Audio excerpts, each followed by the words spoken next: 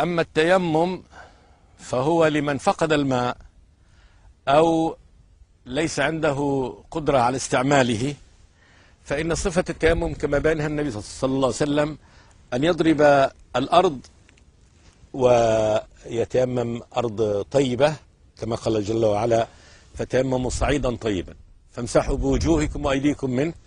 أخبر النبي أن صفة هذا أن يضرب الأرض الطيبة مرة واحدة بيده، ثم يمسح بيده، يعني بيديه كلتا يديه الواحدة على الأخرى، ثم يمسح وجهه مرة واحدة. فهذا التيمم. والتيمم إنما هو هذا الطهارة يعني عند فقد الماء، وهو يرفع الحدث الأصغر والأكبر.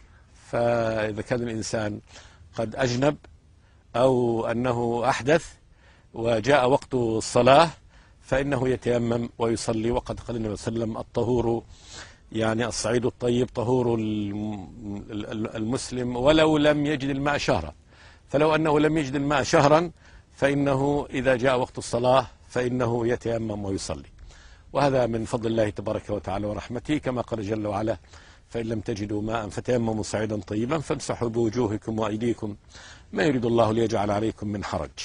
فهذا من يعني رفع الحرج عن هذه الأمة، فقد جعل الله تبارك وتعالى لها الأرض كلها مسجدا تصلي فيه، وكذلك تربتها طهورا تتطهر به. لا يجب على المسلم أن يحمل يعني طهوره معه وضوءه معه في أي مكان يسافر فيه، بل لو سافر وأخذ فقط يعني الماء الذي يكفيه يعني طعامه وشرابه فإنه غير آثم إذا جاء وقت الصلاة وتيمم بالصعيد الطيب.